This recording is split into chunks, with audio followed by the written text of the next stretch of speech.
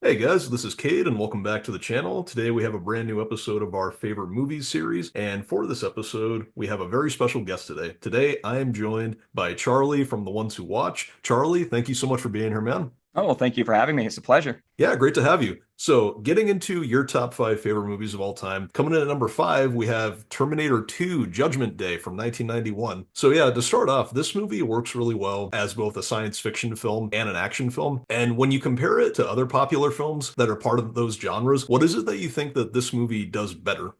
Well, I think this movie is definitely one of those that seamlessly just blends the two really well. I think it's one of those few films that have like managed to achieve that.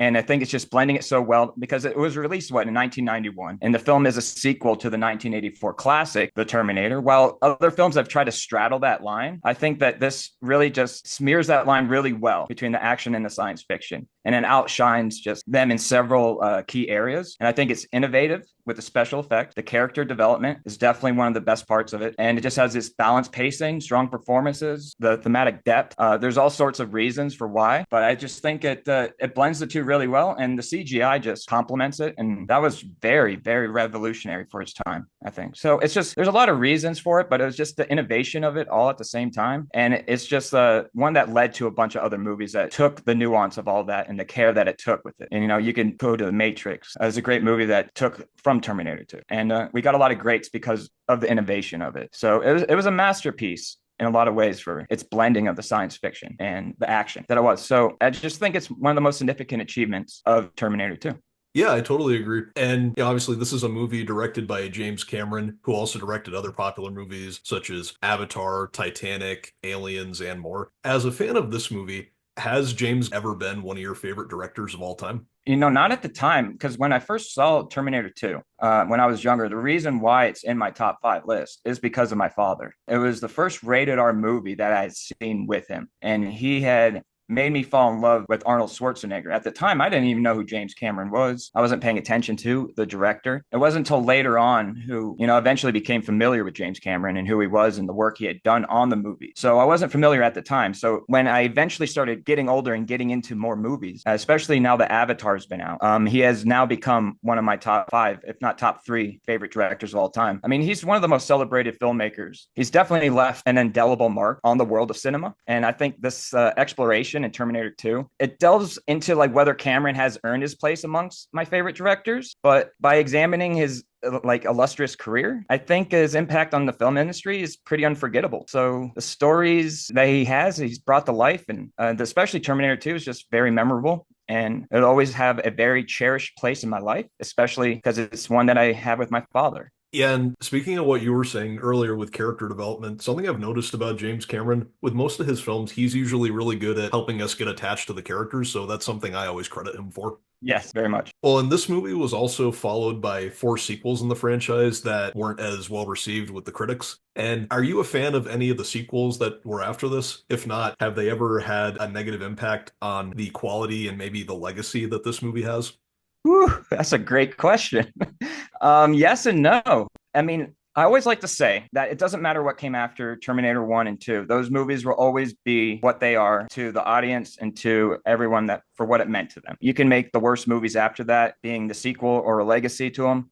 And I don't think it affects the impact that those movies had on anyone. It shouldn't, at least. But with that said, I have not enjoyed many of the sequels and the legacy pieces afterward. But if there's one that it just stands out to me that I did enjoy. I think a lot of people did not, but that would be Terminator Salvation, the one that came out in 2009. You had Christian Bale's John Connor, and it introduced, Marcus Wright, played by Sam Worthington. And I just really enjoyed this movie. I don't know if it was a narrative or anything of what it was. I just really enjoyed the way it was made. The cinematography of it, the stories, there's certain sound effects, and the way things were just made I don't know, it just made my brain happy in a lot of ways, just with the sound design of the whole movie. There was a lot of cool ways that they made the machine sound, and they had the motorcycles. It explored a new narrative too. And I think it was criticized for its lack of coherence and the character development itself. So I kind of agree with that. So yeah, so we were just speaking about the character development. So this is probably not up there with the best of the best, but of course, James Cameron is a master of it. So I think this was by what, Mick G or whatever his name is. Yep, McG. Right. So he did a good job. I don't think it's up there with one and two, but I enjoy watching this movie. So I won't give too harsh of a criticism on it. But Terminator 3, Rise of the Machines, I can't watch that movie. It hurts me. It was tough to watch it. And what, Genesis is also out there, directed by Alan Taylor. And Dark Fate. Yeah, God, yeah, Dark Fate too. Yeah, Dark Fate. But the sequels that followed Terminator 2, Judgment Day, I mean, they have varied impacts on the legacy of the film. While none have managed to eclipse the brilliance of T2, they have contributed to expanding the franchise's lore and exploring new storylines. So, like some sequels, like Terminator Dark Fate, have been praised for their efforts to honor the original characters and themes, but by bringing back key cast members and attempting to continue the narrative in a meaningful way, I mean, these films have kept the franchise alive and relevant. But also the sequels, however, have been criticized for their inconsistent storytelling, lack of character development, the departure from the core elements that made the original films beloved. So these shortcomings have led fans to view them as detracting from the legacy of D2, I would say. Yeah, I get what you mean. All right, well, moving on from that, coming in at number 4, we have Romeo and Juliet from 1996. So there have been a lot of films that are based off the classic story of Romeo and Juliet. And for this to make your top 5, what is it about this movie that you find so effective in recreating the story and putting its own spin on it? Well, I mean, Baz Luhrmann is celebrated, I think, in this movie for his bold and innovative approach. I mean, he set it in a modern day Verona beach, and the film still retains Shakespeare's original dialogue while it's infusing, the narrative with contemporary visuals and a dynamic soundtrack, which I still listen to today. So the film has a vibrant color palette. It's got really fast-paced editing, and the charismatic performances by Leo and Claire Danes just make it a standout piece, I think, of Luhrmann's movie making ability. So it appeals to both Shakespeare purists and new audiences. And I think his ability to bridge the classical literature with modern sensibilities was one of the things that stood out to me. Well, and one thing that's always important when it comes to romance films is definitely the chemistry between the two leads. And when it comes to this film's version of Romeo and Juliet, what is it about the chemistry between Leonardo DiCaprio and Claire Danes that you find so engaging? Oh man, it was their chemistry between the two and being able to say their lines, the Shakespearean lines, with such vigor and with such poise and with such meaning that made you, especially with the way the cinematics was feeling around every scene, it really dragged you into the emotional connection between the two and how they were feeling. I never realized I wasn't one for the romance and really cared for romance or even Shakespeare until I saw this movie. Their chemistry made me understand that romance is something that's throughout all of humankind and human history. And it's one of those stories that will just never die and never end. It's going to continue on for all filmmaking, I think, is romance. And what this did to me, it taught me exactly as a youth that I am a romantic at heart. The romance is something that I still continue to this day because of this movie. And it's one that even when I'm in a relationship, I always think about the relationship with Claire Danes and Leo in this movie. It's one that will always live on with me, and I will take what their romance and try to apply it to my own life. And it's the movie that I share and cherish with my sister. We watch this movie all the time on repeat. So also that's another reason why this movie is in the top 5. You'll see that's kind of with all these movies is that I cherish it because I share the memories with my family members. But yeah, Claire Danes and Leo, I never knew who Leo was before this movie. So introduced me to Leo as well. That's awesome. Well, and speaking of Baz Luhrmann, he's also directed films that include Moulin Rouge, The Great Gatsby, and Elvis from 2022. When you compare this film to some of his other work as a director, would you argue that this is his best film since it's able to make your top 5? I mean, he's always been a visually striking and emotionally charged filmmaker. So I think Romeo and Juliet and Moulin Rouge are up there, I think, with my top for his filmography. Moulin Rouge is probably his most flamboyant film he's made, but the music, this is a musical extravaganza. And I just think it's because it's set in the underworld of Paris, and it's a mix of contemporary and classic songs. There's just so much beauty about that movie that will always live on because it's one of my favorite movies as well. I really love the movie a lot. So when it compares, but everyone can have their own favorites, so it's always going to be a subjective opinion on this, comparing him to his other great works because he's got Great Gatsby, right, 2013, Elvis, stuff like that. So he's got this filmography that continues to impress the audiences, and I put Romeo and Juliet up there because it's Pacific specifically, that movie has a lot of meaning to me, and I grew up with it, and it raised me. But Moulin Rouge is right up there too. But if we want to talk about The Great Gatsby, so I mean, the film's visually stunning, and I think it has extravagant sets. It's a lavish costume. It really goes over the top with a little bit of the soundtrack, with the modern soundtrack. But with that, it brings some new life into jazz, into the jazz age. So because of The Great Gatsby, I really got into jazz. So I owe a lot to The Great Gatsby in introducing me to jazz. So I held that movie in high regards for that. But I think Lerman's direction captured the novel's themes and ambition and the love and disillusionment. So while some critics, I think, felt the film was like prioritized style over substance, I think it still remains visually captivating and an ambitious adaptation. But I still love every movie in his filmography. I have nothing really bad to say about him as a director or any of his films. I've enjoyed even Elvis, 2022. So even that, there's a little gap, I think, in between some of his films right there, unless he was making something that wasn't so mainstream at the time. If he's got something underground in between 2013 and 2022. But the way he was able to get Austin Butler to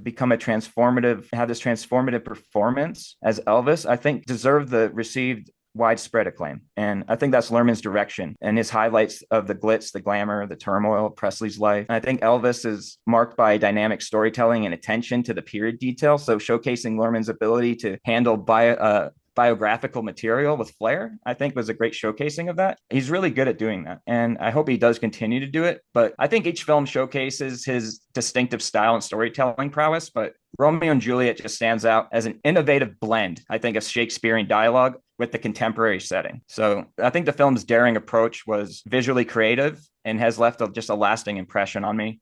And I think critics alike too. Yeah, for sure. Well, moving on from Romeo and Juliet, coming in at number three, we have Ace Ventura, Pet Detective from 1994. Yep, a little different, right? Yeah. So to start off, are you a big fan of the comedy genre? And if so, what about this movie makes it so funny for you? And is it ever a good comfort movie for you? Oh my gosh, is it? Yeah, absolutely. Ace Ventura, Pet Detective is one of those movies I used to have on repeat. It was just a constant, always on, whenever I went into my bedroom, it was just always on, and I could always sit down and watch it, no matter where it was, just sit down and watch it for 10 minutes. I just like to have it on because it was a comfort movie for me. I've always enjoyed comedies. I've always been a comedy fan. My dad raised me on like Saturday Night Live, raised me on comedy movies. So when Jim Carrey came around or Ace Ventura came around, everyone in my school was quoting this movie and was acting out scenes from the movie. So it was always in our childhood zeitgeist at the time. I think a lot of us, all the people I talk to still today, we still quote this movie and we still act out scenes from this movie. And I think Jim Carrey's portrayal of Ace Ventura is definitely the heart of the film's comedy, but his exaggerated facial expressions to his physical comedy to a unique vocal inflection, I think created a character that's kind of absurd, but endearing at the same time. So I think Carrey's impeccable timing and the ability to commit fully to the outlandish kind of nature of Ace made every scene in the movie just very memorable. Yeah, and speaking of Jim Carrey, in the 90s, he obviously gave a lot of memorable performances in movies such as The Mask, Batman Forever, The Truman Show, Man on the Moon, and more. And for this to be one of your favorite films, do you also think that it's Jim Carrey's best performance of all time? Jim Carrey's best performance of all time. Let's just say this. Okay. Jim Carrey's career in the 90s, I think, was marked by a series of unforgettable performances, and that cemented his status as one of Hollywood's most dynamic and versatile actors. I would say amongst his numerous hit films like Ace Ventura, Pet Detective, I think stands out as a comedic masterpiece that introduced Carrey's unique blend, we'll say, of humor to a global audience. But was it truly his best performance? I mean, I think that question requires more of an exploration of his other notable roles in that era, such as like The Mask, Batman Forever, Truman Show, Man on the Moon. Ace Ventura, Pet Detective, The Mask, Batman Forever, all that was in the 90s. And I think it's all just a subjective opinion no matter what. But if you want something other than his comedic prowess, I think The Truman Show really took on a more dynamic or dramatic role for him, playing, Truman Burbank. He was a man who discovered his entire life was televised on a reality show, which is how do you take someone from Ace Ventura and throw him in this situation and see how they create a dramatic situation like that? And I think Jim Carrey did it with a very nuanced and heartfelt performance. And I think he got some critical acclaim for it too. And proving that he could excel in serious roles. So if you want more of a serious role and stuff, Man on the Moon, Truman Show are probably more of your top Jim Carrey movies for the 90s. But if you want to go comedic and stuff, then yeah, I think you're going with Ace Ventura because that's the one that introduced Jim Carrey, I think, to the world. So, but Man on the Moon got him a Golden Globe too, I think. So Yeah, so did Truman Show. did it too? Okay, yeah, yeah. So there you go. I mean, I think Truman Show still remains to be one of the most celebrated films of his filmography and probably one of his best performances, if not Man on the Moon. I think he was. I mean, 23 came later or whatever, but that was a good performance, even though not the greatest of his movies, but it's still a good performance by Jim Carrey. Yeah, I agree. And just regarding when this movie was released back in 94, the reception for it wasn't that great. It wasn't, no. A lot of people didn't like it, and there are still a lot of people to this day who don't enjoy it. And as a fan, are there things about this movie that you can understand why the comedy doesn't land for everyone? Or do you think that people might be too harsh on this movie and that they would probably get more enjoyment out of it if they try to just accept it for what it is?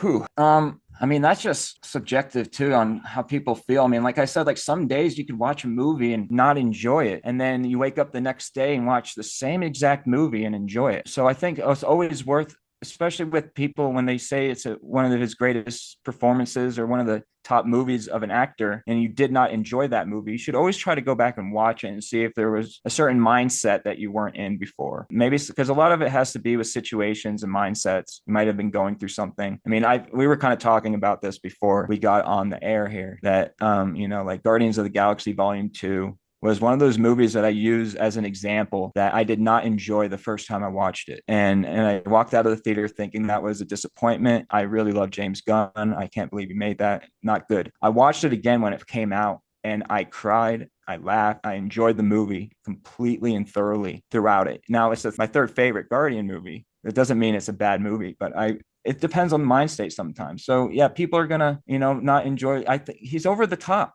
He's really acting over the top and he's talking through his butt. I could see that humor not landing with people. And I know my mom would not enjoy it. She's never seen the movie, but I know she wouldn't enjoy that kind of humor. So yeah, I understand why it's not, especially when you go to like The Man on the Moon and then you watch that first and then you watch Ace Ventura, you might be thinking, what is wrong with this guy? But, I grew up with the movie. I was a kid when I saw the movie. So I already had that kind of childish sensibility already in me. So when I watched Ace Ventura, all it did was grow my childish sensibilities and my comedic timings and stuff and all my antics as a kid. So he really helped grow me into my comedy love for movies. So it's one of those things that you can either love it or you hate it, and it's either you understand the comedy and what he's going for, or you just don't care for it and it's not for you. And that's subjective. That's movies. All movies are subjective. One of the greatest movies of all time might not be the greatest movie to you. And what things work for me might not work for you. And that's okay. And I think that just kind of goes with the territory of being an over the top, over eccentric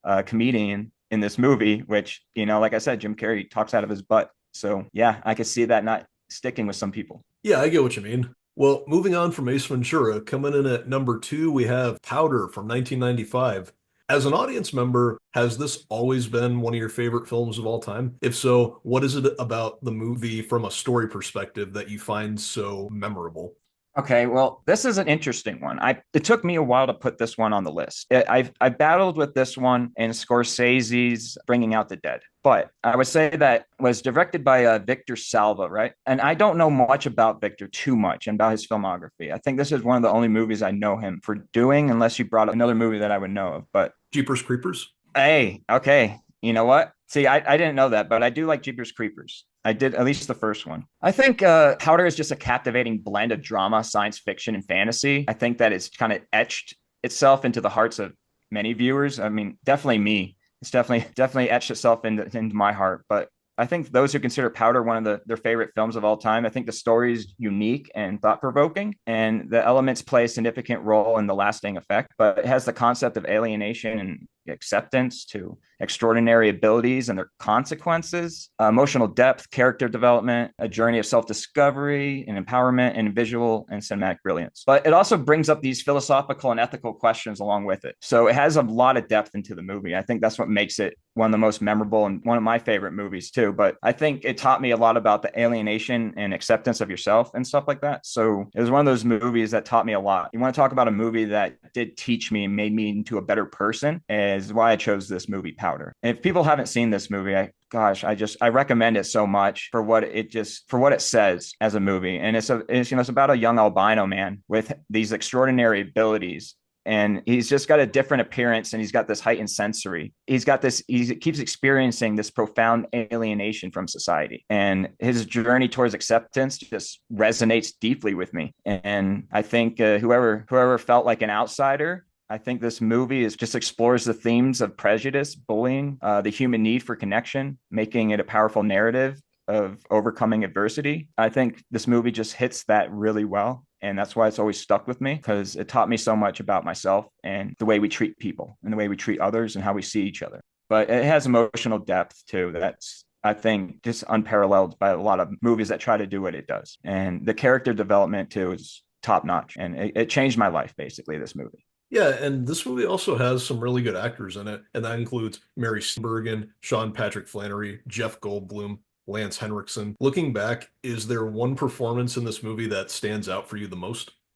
I mean, I think Flanery, who plays Jeremy Powder Reed, I think his character being isolated and ostracized due to his appearance and powers, I think the way that he captivated that role is probably the most gripping and compelling and extraordinary, to see how he deals with the rejection. And then he, at the end of the movie, transforming into transcendence, pretty much. His whole journey is probably the most impressive, because when I first watched the movie, I didn't know about any of the other actors. I mean, this was a movie that I've seen probably 100 times. But when I first started seeing the movie, I didn't know who the actors were. I didn't know who Sean Patrick Flanery was. I don't know who any of these people are. So it took me a while to realize, who these actors were and their filmography and who I care about. But it's just Sean Patrick Flanery, and his portrayal of that enigmatic, gifted Powder, I think, truly just stands out. He's making it a cornerstone of the film's enduring appeal. I mean, that's really the cornerstone of the film. It's him. And, Jeff Goldblum and Mary Steenburgen and all them, and Lance, they all do great performances, but they were never a standout for me. They just added on to Sean Patrick Flanery's performance and made his performance a little bit better. There's so many scenes in this movie that stand out to me and will always live in my memory and will play out just forever as I think about this movie. So out of all the movies on this list, besides number one that we're going to get to here, this has the most replayable ability for me and has the most scenes that play around in my brain all the time.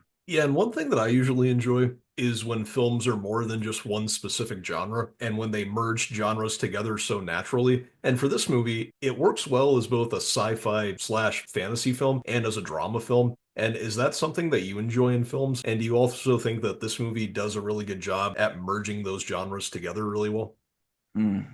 Yes. Yes, I mean it definitely does. It's nothing I've ever really thought about. That's the merging of the sci-fi fantasy here, the sci-fi with fantasy stuff in the genre film. I mean, it seamlessly kind of blends the elements of science fiction and fantasy and drama.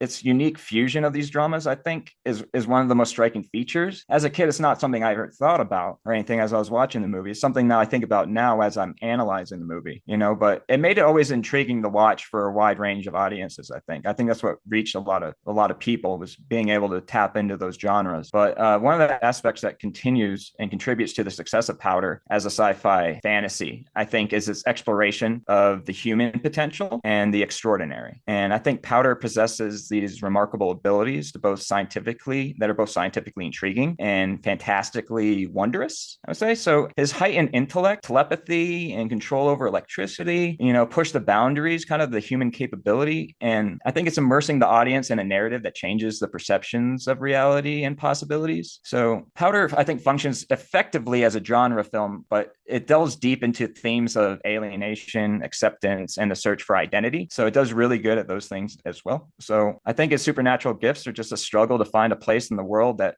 fears and misunderstands him. And to me, that's the most captivating one. But the film does an impressive job at merging these genres, creating a cohesive narrative that balances the fantastical elements with the genuine human emotion and, social commentary. Yeah, I get what you mean. Well, now moving on to your number one favorite movie of all time, we have Yep. The Lord of the Rings, The Return of the King from 2003. Never heard of it. Never heard of it. Oh, you've never heard of it? Okay. I see how it is. Yeah, never heard of it. What movie is this? Yes. Okay, continue. Sorry, I didn't mean to interrupt you. Sorry. Ah, that's okay. So, out of all three movies in the trilogy, what is it about The Return of the King that makes it stand out for you the most? Is it the plot, the action sequences, the overall spectacle, or something else maybe? Well, I think it just reaches the climatic and emotionally charged conclusion. And I think it just ties the numerous storylines together at the end. So the film focuses basically on the final stages of a quest to destroy a one ring and showcasing like the ultimate battle basically between good and evil. And I think the depth of the character arcs to especially like with Frodo and Aragorn and Sam, I think provides just a satisfying resolution to these respective journeys. So Frodo's struggle with the burden of the ring, Aragorn's rise to kingship, Sam's unwavering loyalty, right, to create a powerful emotional core that just resonates with audiences. I mean, you got the action sequences, I think, the spectacle and the visual effects of this movie, the emotional resonance and its themes. And on top of it, it got the awards and recognition. But basically, I think the trilogy, due to its compelling plot and remarkable action sequences, I think the stunning visuals, emotional depth, critical acclaim, I think these elements all just combine to create a film that's not only just a fitting conclusion to an epic saga, but is also a cinematic masterpiece just in its own right. And as such a big fan of The Return of the King, what would you say are some of your favorite moments from the film when you look back at it?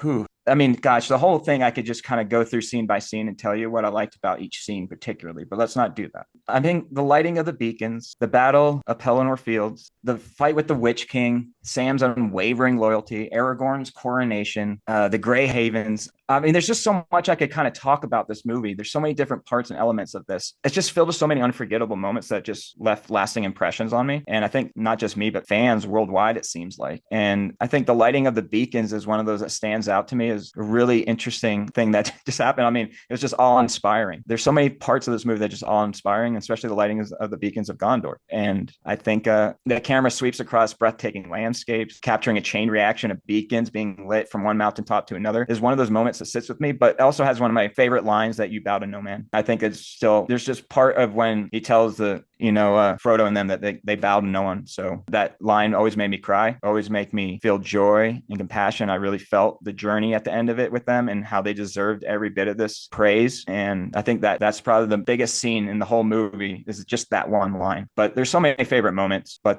Sam and Frodo will always be my favorite part of the whole trilogy. Yeah, and this movie, along with the two other films in the trilogy, are often regarded as some of the greatest movies ever made. Other films that hold that title include The Godfather, Citizen Kane, The Shawshank Redemption, and a lot of other great films. And for this to be your number one favorite film, would you argue that it could also rank as one of the top three or top five greatest films of all time? Compared to the other films, being a top contender, Return of the King, a top contender for the greatest films of all time. I think is Peter Jackson, Return of the King by Peter Jackson, the adaptation from J.R.R. Tolkien's Lord of the Rings trilogy, emerges as, I think, a standout. It just, the epic conclusion along with the predecessors, The Fellowship of the Ring and The Two Towers, it just left a mark on the landscape of cinema. And does it rank among the top three or top five greatest films ever made? Maybe. I mean, we could explore, I think, factors that might contribute to the esteemed position, but the critical acclaim and awards, visual and technical mastery, storytelling, emotional depth, cultural impact, legacy, comparison with other greats. And I think ranking the greatest films of all time is inherently subjective, but undeniably deserves consideration. Return of the King does. It deserves the consideration for the place of top three or top five. It's unparalleled visual effects, storytelling, cultural impact, securing its position, I think, is a monumental work of art. I think the storytelling, cultural impact secure its position as that too. So whether it stands above or alongside other masterpieces is a matter of personal preference, I guess. So its significance and legacy, I think, are beyond question. I think when you compare with the other greats like Godfather, Citizen Kane, Shawshank Redemption, you must consider kind of its unique contributions to the medium. So like while Godfather is celebrated for its character development and exploration of power and morality, Citizen Kane for its innovative techniques and subjective structure, I think Return of the King distinguishes itself through its like epic scope and the ambitious realization of a beloved literary work.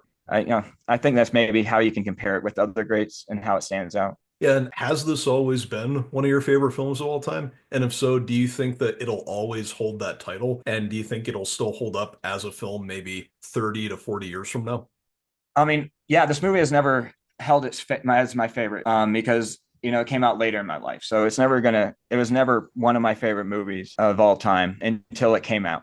And actually, when it first came out, it was not my favorite movie of all time. Even at that point, I still enjoyed The Two Towers, I think, a little bit more. It wasn't until I got older and maybe hit more emotional maturity that everything started to resonate a little bit more on the hardships and the storytelling and the relationships between the characters and the journeys that I'd been on. Didn't quite hit me when I was younger and saw this, or maybe I wasn't in the right mind state or mindset at the time to understand the actual depths that it was going for. But as I got older and watched this movie, not necessarily on repeat, but I watched it very so often, it grew on me to become my favorite movie of all time. Because now every time I watch it, even when I know something's going to come up or happen, I will start crying before it even happens because I know it's about to happen and I know what it means and how it's impacted me. It's grown on me throughout the years into my favorite film. It wasn't always, especially when it came out. I saw it in theaters and it made me I was going to say uncomfortable, but that's only because I couldn't sit through the movie. It was a long movie at the time for my age, I think, and I was very anxious and I was moving around a lot, we'll just say. So it was a movie that impacted me later in life. And as soon as I got,